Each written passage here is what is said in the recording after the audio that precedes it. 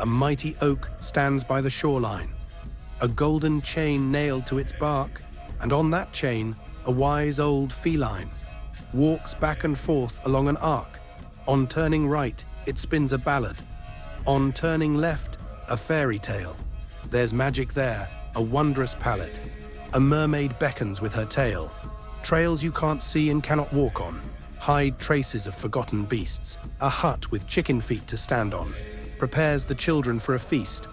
The nearby woods are full of frights, and in the morning, with the tide, the sandy and abandoned beach will welcome 30 handsome knights, and each one ready for a fight. Their uncle last into the breach, a minor prince questing for glory, enslaves a formidable czar. And in the clouds, you've heard the story, a wizard's coming from afar, and in his arms, a warrior, a princess in a dungeon, grim. Her dire wolf obeys each whim, a mortar-holding Baba Yaga is wandering in its own saga. A dragon king pines for his gold. There's Russian spirit there, of old I've been there. And I drank their mead, and saw the green oak by the shore, sat underneath it, and the cat told me his tales of nevermore. Introduction to Paganism. Have you ever wondered what Russia was like before Christianity became its religion? Imagine wild tribes of Slavic people with their own pantheon of gods, mystical creatures, and complex rituals.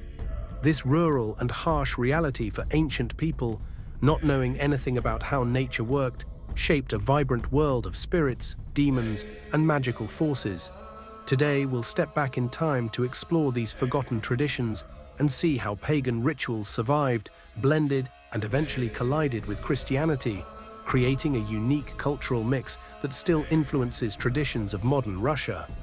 You'll learn about gods like Perun, Veles, and Dazbog, and dive into the mysterious world full of mythical creatures like Domovoy, Leshi, Vodyanoi, and many more. Before we begin, make sure to subscribe so you don't miss more exciting insights into history. Ready to travel back in time? Let's dive into the magical world of the ancient Slavs. The roots of Slavic beliefs. To better understand what ancient Russia's religion was like before Christianity was introduced, we will have to go back in time at around 300 AD. This was the time when Slavic people did not even have a united land or common leaders. This was a territory where several different tribes of Slavs were living separately, having different traditions and different beliefs. However, there still were lots of similarities in the way they named their gods and expressed their faith in them. First and foremost, Slavic people worshipped nature and lived in a world where everything, from the sun to the rivers, was alive and had its own spirit. Their belief system, which we now call paganism, stretched back thousands of years, possibly even to the Neolithic era. Imagine a time when the rustling of leaves, the flight of birds, or the ripple of a stream were not just natural events, but seen as messages from the divine. That is when and where the authentic Slavic paganism takes its roots. Some historians used to dismiss Slavic paganism as a simplistic religion, but recent studies have shown that it was rich with symbolism, rituals, and a complex pantheon of gods and spirits. In fact, many of these traditions survived well into the Christian era, blending with new religious beliefs. But what exactly did the ancient Slavs believe in, and how did these beliefs shape their daily existence? The spirits of nature, Fetishism and Animism. The ancient Slavs believed that nature was full of living spirits.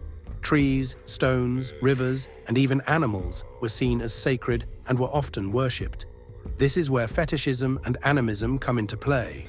For example, a single stone or tree could be the home of a powerful spirit or ancestor, giving it divine importance. An excellent historical example comes from the Votic and Ijorian tribes, who practiced stone worship well into the 19th century. In these traditions, sacred stones were believed to house the spirits of ancestors, and people left offerings like bread or milk in hopes of gaining their favor. The Slavic oak, revered for its strength, was thought to be home to Perun, the thunder god. Entire forests were considered sacred, with groves serving as places of worship, especially in areas like Belarus and Poland, where pagan practices lingered for centuries. Imagine the solemn rituals held under towering oaks, the flicker of torches casting shadows as priests called out to the gods for protection and blessings. Totemism, the sacred ancestors of the Slavs. Totemism, or the belief in a mystical connection between humans and animals, was another major aspect of Slavic paganism. Many tribes believed their ancestors were descended from animals like wolves, bears, or wild boars. This connection wasn't just symbolic, it was part of the tribe's identity. These animals weren't just revered, they were seen as protectors.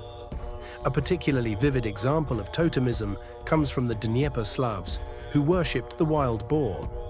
The warthog, or boar, wasn't just a formidable animal, but an embodiment of the tribe's spirit. The boar was associated with strength and virility, and it often appeared in Slavic myths as a guide or protector in the afterlife. Another example of totemism can be seen in the folklore of the Ruthenians, who believed that the wolf was their ancestor. This connection between humans and wolves is echoed in many Russian folk tales, where shapeshifters, particularly werewolves, play key roles. These beliefs are reflected in the stories of powerful warriors who could transform into wolves during battle, enhancing their strength and cunning. Polydemonism, the rise of spirits and demons. As Slavic religion evolved, simple nature worship transformed into a more complex belief system known as Polydemonism. This was the idea that the world was full of spirits, good and evil, that influenced people's lives, and ancient Russia was the household spirit.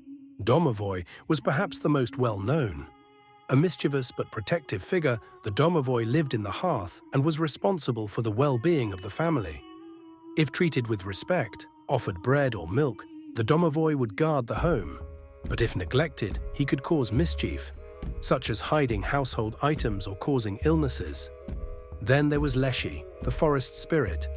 Leshi was the protector of the wilderness, guarding animals and plants. Stories say he could lead travelers astray in the forest if they disrespected nature. In some legends, Leshi could transform into animals or even appear as a giant or a tiny creature, depending on his mood. He was known to have a strange sense of humor, causing people to become lost for hours in places they knew well.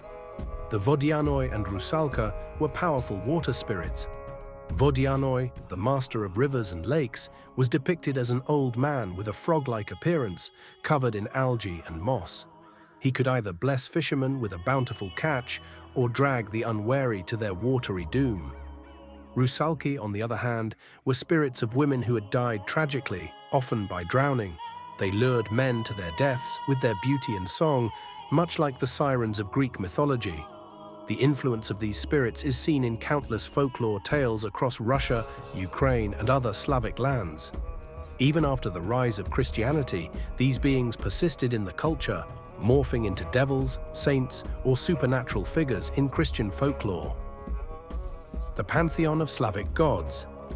With time, the Slavic people began to worship a pantheon of gods, each governing different aspects of life and nature around them. The mightiest of these gods was Perun, the god of thunder, lightning, and war. Perun was a warrior god, often depicted with a battle axe or hammer, much like Thor in the Nordic mythology. He was the protector of warriors and rulers, and his image was placed at the forefront of many battles. A famous account describes how Prince Vladimir the Great placed an idol of Perun at the top of his hill in Kiev, complete with a silver head and golden mustache. It was said that this idol watched over the city, calling down storms and lightning upon its enemies. Rusish warriors often made sacrifices for Perun the night before the battle. Alongside Perun, there was Veles, the god of the underworld, cattle, and wealth. Veles was both a protector of merchants and a trickster god, who often clashed with Perun. Veles's domain included magic, shape-shifting, and the mysteries of life and death. Slavic farmers often invoked Veles's protection over their herds, and he was honored in numerous festivals. Other important gods included Dazbog, the god of the sun, who was the one bringing the spring after the winter and taking the summer away when the autumn. He was depicted as a young man with golden hair and wings behind the back. Strybog, the god of wind and storms. He is illustrated as an old man flying on clouds and carrying a large carved horn with him that he uses to blow the winds onto the earth. Mokosh, the goddess of fertility and women's handswork and arts, played a critical role in agricultural societies as she was believed to control the fertility of the land and protect women during childbirth. The goddess was believed to be wife of Perun and often was prayed by the Beopul for children, a good harvest and women's health. Sacrifices to these gods were very common among ancient Slavic tribes. And while the sacrifice could be just some food, grains and cloth, the ancient Ruses sacrificed the living beings as well. Often it was cattle, young lambs, sheep or birds, like chickens, but sometimes if there was, the year was bad on the farmers, or there were too many battles, where a great number of their men died, or there was a spread of new diseases, Ruses sacrificed people as well, mostly enemies that they kept captive, or as slaves. However, there are some historically confirmed cases of sacrifices to Perun where one or two of their own people were given to the gods to bring Perun's wrath and fury upon the enemy, or Velus's convergence and rich harvest, or to make Mokosh take pity in her people and save them from epidemics and pestilence. Unfortunately, this was the harsh reality of ancient Rus, but not only they sacrificed people to their gods. We can always remember Vikings, or ancient Saxons for example. The sacrificial rituals died only after a long period of Christian tradition, being forced upon these Khantayas by their leaders in an attempt to unite all tribes and lands under one god and one ruler. The collision with Christianity. The 10th century brought a monumental shift in the religious landscape of Rus. Prince Vladimir Sviatoslavich, seeking to unify the Eastern Slavs, initially attempted to elevate paganism to a state religion. He built a pantheon of gods, with Perun, the god of thunder, at the forefront, hoping to consolidate his rule through a common belief system. However, Vladimir soon realized that this approach lacked the diplomatic power needed to strengthen Russia's international position, particularly with the mighty Byzantine Empire to the south. Vladimir understood that adopting a monotheistic religion could not only help centralize his power, but also forge stronger ties with neighboring Christian states. His decision to embrace Christianity was as much a political move as it was spiritual. There were several monotheistic religions Vladimir could choose from: Islam, Judaism, and Catholicism, but it was Orthodox Christianity, rooted in Byzantium, that ultimately won his favor. The influence of Byzantium was crucial. As one of the most powerful empires of its time, Byzantium's prestige and advanced culture deeply impressed Vladimir. There are famous tales of Vladimir's envoys being sent to evaluate different religions. According to the primary chronicle, they were captivated by the beauty and grandeur of Orthodox Christian services at the Hagia Sophia in Constantinople, reporting back to Vladimir, "We no longer knew whether we were in heaven or on earth." Another factor was Vladimir's political ambitions. By aligning with Byzantium, he could strengthen Russia's international standing and gain legitimacy as a ruler. In 988 AD, Vladimir was baptized in the Byzantine city of Chersonesus, marking a significant moment in the Christianization of Rus. His marriage to the Byzantine princess Anna, the sister of Emperor Basil II, further solidified this alliance, making Christianity a cornerstone of his reign. The adoption of Orthodox Christianity wasn't without challenges. The Volkhais, the pagan priests, resisted fiercely, leading to uprisings in rural areas where old beliefs still held sway. To ensure the widespread adoption of Christianity, Vladimir ordered the destruction of pagan idols and temples. The transition wasn't smooth, and many ancient Slavic rituals continued in secret, blending with the new Christian customs. Despite the official conversion, traces of the old pagan beliefs persisted, especially in rural areas. Folk tales, traditions, and even holidays retained elements of Slavic paganism. For example, the popular festival of Maslenitsa, which celebrates the end of winter, still carries echoes of sun worship, despite being reframed as a Christian celebration. This cultural fusion between Orthodox Christianity and the ancient Slavic traditions would go on to shape the identity of the Russian people for centuries to come. Christianity in Slavic folklore. The collision of the old pagan beliefs and the new Christian faith gave birth to some of the most beloved tales and characters in Russian folklore. One of the most iconic stories to emerge from this fusion is the tale of the three bogatirs, Ilya Muromets, Dobrynya Nikitich, and Alyosha Popovich. These three legendary warriors, or bogatirs, embody the spirit of Christian chivalry while still carrying the essence of the Slavic warrior tradition. They defended the land of Rus against not only earthly enemies, but also mythical creatures like Zmej Gorenich, a three-headed dragon representing the old chaotic forces of paganism.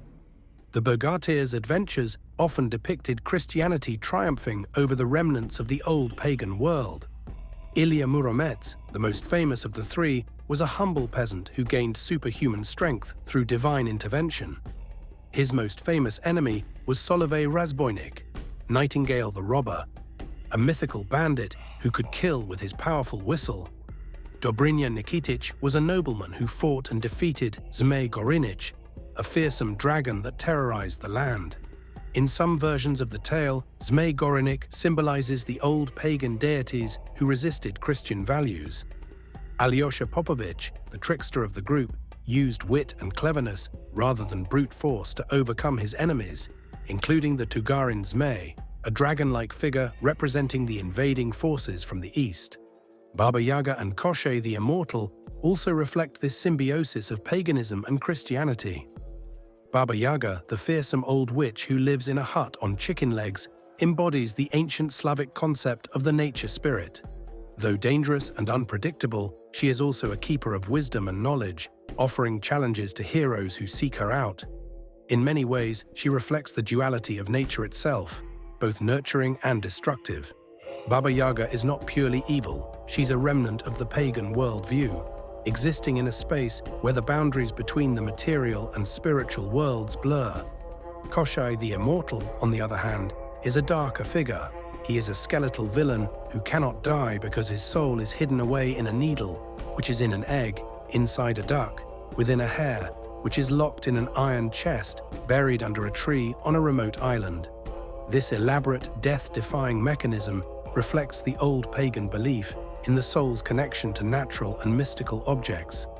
Koshchei represents the unrelenting power of death and decay, forces that Christianity sought to overcome through resurrection and eternal life. Another striking figure is Zmej Gorenich, a three-headed dragon who breathed fire and spread destruction. Often seen as a symbol of the pagan forces that Christianity needed to defeat, Zmej Gorenich's battles with Christian heroes like Dobrynya Nikitich reflect the struggle between the old and the new. His defeat often signals the triumph of Christian order over the chaos of nature spirits and demons. In addition to these mythical figures, historical tales also reflect the blending of paganism and Christianity. One of the most remarkable examples is the tale of Igor's campaign, the Lay of Igor's Host, an epic poem from the 12th century. This story, based on Prince Igor's failed military campaign against the Cumans in 1185, is a powerful example of how Slavic culture merged the spiritual beliefs of the past with Christian morality and symbolism. In the text, pagan references to nature spirits, omens, and mystical forces abound, but they are intertwined with Christian prayers and divine intervention. The sun, the wind, and animals are all portrayed as acting according to the will of the gods, reflecting the old belief in the natural world as a living entity. At the same time, the poem calls on Christian saints and asks for divine guidance, showing how these two belief systems had begun to coexist. What makes the tale of Igor's campaign so remarkable is its emotional depth and the way it portrays human suffering and the fate of the Rus people as being tied to both nature and God. The imagery of nature mourning Igor's defeat, birds crying out, rivers running dark, and the sky clouding, brings to life the old Slavic belief in the power of the natural world, while the Christian elements highlight the emerging faith that would shape the destiny of Rus. These stories of heroes like the Bogatyrs, of witches like Baba Yaga, and of historical events like Igor's campaign show us that the old spirits and the new faith weren't in direct conflict. Instead, they blended, creating a rich cultural tapestry where the mystical world of Slavic spirits intertwined with the Christian moral order. This synthesis of beliefs and traditions helped shape the identity of the Russian people, influencing everything from folktales to art and religious practices. So as we close this chapter, remember that these gods, spirits, and heroes, whether from the ancient forests or the Christian faith, continue to live on in the stories we tell today. They are not just relics of the past, They are part of the cultural memory that defines who we are. If you found this journey through Slavic mythology as fascinating as I did, let me know in the comments. Don't forget to subscribe to this channel to uncover more forgotten stories from history. Thank you for watching, and I'll see you in the next video.